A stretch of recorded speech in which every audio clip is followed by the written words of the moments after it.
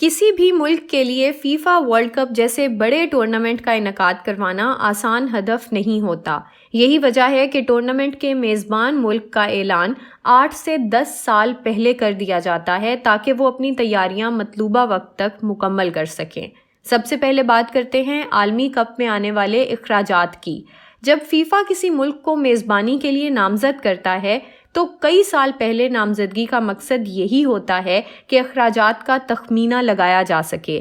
عالمی ایونٹ کے میزبان ملک کو اسٹیڈیم کی تزئین و آرائش پر بھی کام کرنا ہوتا ہے۔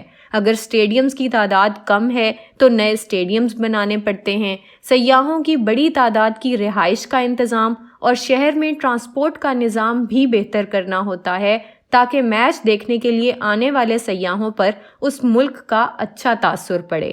ابتدائی اخراجات تو فیفا فراہم کرتا ہے تاکہ کام کا آغاز ہو سکے، لیکن دیگر اخراجات میزبان ملک کے ذمہ ہوتے ہیں۔ میزبان ملک اس سوچ کے ساتھ سرمایہ کاری کرتا ہے کہ اس عالمی کپ سے اس کی معیشت بہتر ہوگی۔ ساتھ ہی دیگر ممالک بھی میزبان ملک میں منافع کی غرض سے سرمایہ کاری کرتے ہیں۔ واضح رہے کہ کل بجٹ میں وہ رقم بھی شامل ہوتی ہے جو ٹیموں، کھلاڑیوں اور فیڈریشنز کو انعامات کی مد میں دی جاتی ہے۔ اب بات کرتے ہیں ماضی میں منعقد ہونے والے ورلڈ کپس کے بجٹ کے بارے میں۔ یہ ایک الگ بحث ہے کہ ورلڈ کپ کے انعقاد کے بعد بڑھنے والی سیاحت اور سرمایہ کاری سے میزبان ملک کی معیشت کس حد تک مضبوط ہوتی ہے۔ پہلے ہمارے لیے یہ جاننا ضروری ہے کہ ماضی میں جو عالمی کپ منعقد ہوئے ان کی تیاری کے لیے کتنا بجٹ مختص کیا گیا تھا۔ 1990 سے قبل فیفا میزبان ممالک کے اخراجات نہیں بتایا کرتا تھا، لیکن اب ایونٹ سے پہلے ہی کس چیز پر کتنا خرچہ آ رہا ہے سب کی فہرست انٹرنیٹ پر بآسانی مل سکتی ہے۔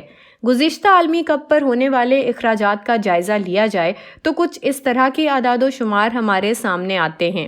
1990 کا ورلڈ کپ اٹلی میں منعقد ہونے والے عالمی کپ کا بجٹ 4 ارب ڈالرز تھا، جبکہ ہوٹلوں، کٹس، ٹکٹوں کی فروخت اور سیاحت کی مد میں اٹلی نے بہت بھاری منافع کمایا۔ 1994 کا ورلڈ کپ حیرت انگیز طور پر امریکہ میں منعقد ہونے والے اس ورلڈ کپ میں گزشتہ عالمی کپ سے بھی کم اخراجات ہوئے۔ مجموعی طور پر ایونٹ کی تیاری پر 50 کروڑ ڈالرز کی لاگت آئی۔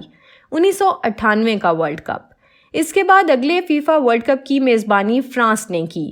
ہوٹلوں، شائقین کے قیام اور ثقافتی سرگرمیوں، اسٹیڈیم کی گنجائش بڑھانے سمیت 1998 کے ورلڈ کپ پر 2 ارب 33 کروڑ ڈالر کا بجٹ خرچ ہوا۔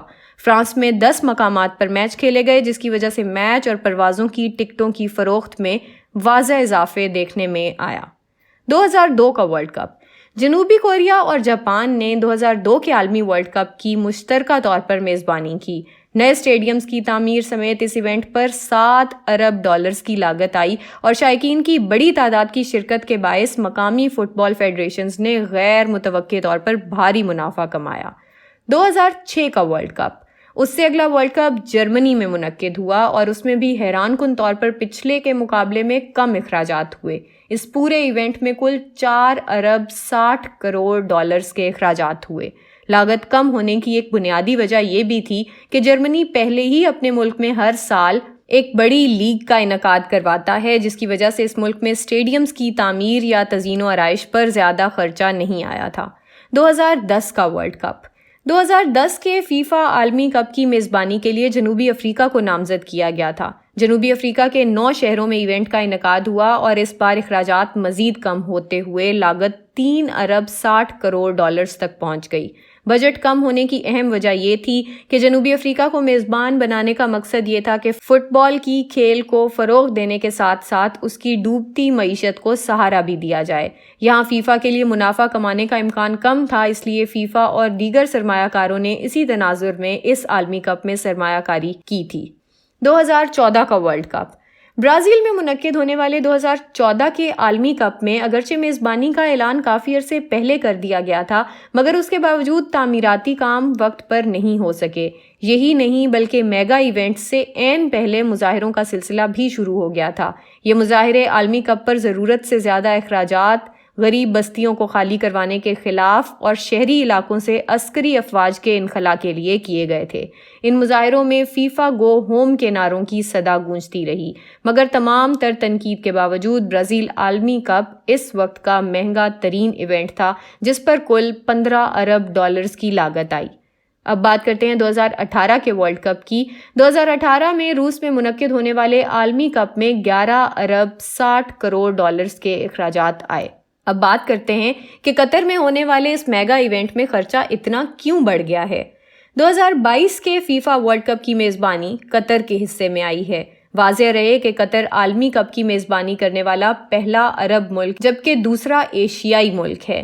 قطر نے اپنی نامزدگی کے فوراً بعد ہی تیاریوں کا سلسلہ شروع کر دیا تھا۔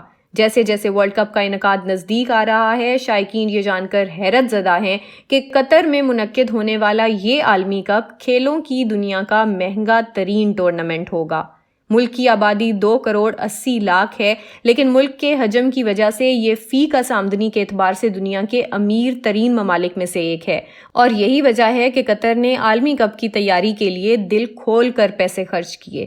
قطر ورلڈ کپ کی میزبانی کے اخراجات تقریباً 220 ارب ڈالرز بتائے جا رہے ہیں۔ یہ روس میں منعقد ہونے والے پچھلے فٹ بال ورلڈ کپ کی لاگت سے تقریباً 20 گنا زیادہ ہے۔ آخر ایسی کیا وجوہات ہیں جن کی بنا پر یہ تاریخ کا مہنگا ترین عالمی کپ ہے؟ ایسا کیا ہے جو قطر کو دیگر میزبان ممالک سے مختلف بنا رہا ہے؟ اس چیز کا جائزہ لیتے ہیں۔ سب سے پہلی وجہ ہے اسٹیڈیمز کی تعمیر۔ قطر کے پاس نامزدگی سے قبل ورلڈ کپ جیسے بڑے ٹورنامنٹ کی میزبانی کرنے لائق عالمی معیار کا کوئی اسٹیڈیم موجود نہیں تھا، لہٰذا اسٹیڈیم کی تعمیر پہلا مقصد تھا۔ قطر نے عالمی کپ کے 64 میچوں کے لیے 8 اسٹیڈیمز تعمیر کیے۔ تمام اسٹیڈیمز دارالحکومت دوحہ کے 55 کلومیٹر کی حدود کے دائرے میں واقع ہیں، جہاں تماشائیوں کی بڑی تعداد کے لیے گنجائش موجود ہے۔ ساتھ ہی قطر وہ پہلا ملک ہے جس نے عالمی کپ کے میچوں کے لیے عارضی اسٹیڈیم بنایا ہے۔ اس اسٹیڈیم کو اسٹیڈیم 974 کا نام دیا گیا ہے، جو قطر کا ڈائلنگ کوڈ بھی ہے۔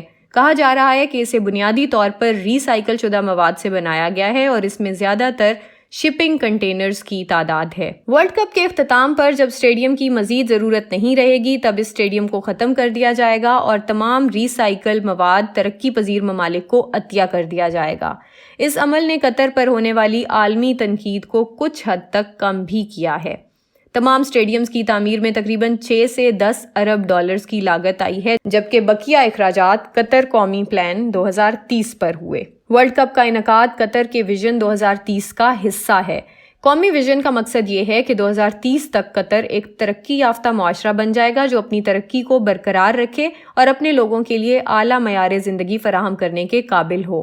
یہ پلان انفراسٹرکچرز کی تعمیر پر مرکوز ہے، جس میں ہوٹلوں کے ساتھ ساتھ ایک اختراعی مرکز کی تعمیر، ایک جدید ترین سب وے نیٹ ورک اور ہوائی اڈے بھی شامل ہیں۔ اس ٹورنامنٹ کے لیے مواصلات کی ایگزیکٹو ڈائریکٹر فاطمہ نعیمی نے ایک انٹرویو میں کہا ہے کہ ان تینوں چیزوں کی تعمیر عالمی کپ کے بعد قطر کی زندگی میں جدت لانے کا ویژن وسیع کرے گی۔ ان میں سے زیادہ تر بڑے منصوبے ہیں جو 2022 میں ٹیمیں اور شائقین استعمال کریں گے، جبکہ نئی سڑکیں، سب وے، ہوائی اڈے، ہوٹل اور دیگر سیاحتی سہولیات کی منصوبہ بندی ہم نے ورلڈ کپ کی میزبانی ملنے سے پہلے ہی کر لی تھی۔ بڑی سرمایہ کاری کے بعد 2019 میں دوحہ کے سب سے بڑے جدید زیر زمین سب وے نظام کا افتتاح کیا گیا، جس کی تعمیر پر 36 ارب ڈالرز کی لاگت آئی۔ یہ ان لوگوں کے لیے فائدہ مند ثابت ہوگا جو ٹورنامنٹ کے دوران شہر بھر میں تیزی سے سفر کرنا چاہیں گے۔ قطر کے عالمی کپ پر بے جا اخراجات اور تعمیراتی کاموں کے دوران ہونے والی انسانی حقوق کی خلاف ورزیوں نے دنیا کو اس پر تنقید کرنے کا موقع فراہم کیا۔ دوسری جانب رہائشی بھی قطر حکومت کی بے پرواہی سے نالاں ہیں۔ مہنگی ہوتی اشیاء اور رہائش کی وجہ سے بہت سے لوگ پڑوسی عرب ممالک نقل مکانی کرنے پر مجبور ہوئے ہیں، مگر تمام تنقید اور قیاس آرائیوں کے باوجود قطر پر امید ہے کہ یہ آنے والا ورلڈ کپ اس کی ثقافت کو ایک نئی پہچان دلانے میں مدد فراہم کرے گا۔ فی الحال اس حوالے سے کچھ نہیں کہا جا سکتا کہ ورلڈ کپ 2022 سے قطر کو کتنا فائدہ ہوگا، لیکن قطر میں فٹ بال کے شائقین کی بڑی تعداد کی آمد متوقع ہے۔ قطر نے 2022 میں فیفا ورلڈ کپ کی میزبانی کے اخراجات کے تمام سابقہ ریکارڈز توڑ ڈالے ہیں، اور اب صرف یہ دیکھنا باقی ہے کہ قطر اس عالمی کپ کے انعقاد کے بعد اپنے ویژن 2030 کے مقاصد کے حصول میں کامیاب ہو پائے گا یا نہیں، اور اس جیسے دیگر سوالات بھی ہیں جن کے جواب کے حصول کے لیے ہمیں قطر فیفا عالمی کپ کے اختتام پذیر ہونے کا انتظار کرنا ہوگا۔ مزید خبروں کے لیے ہمارے چینل کو سبسکرائب کریں۔ Thank you.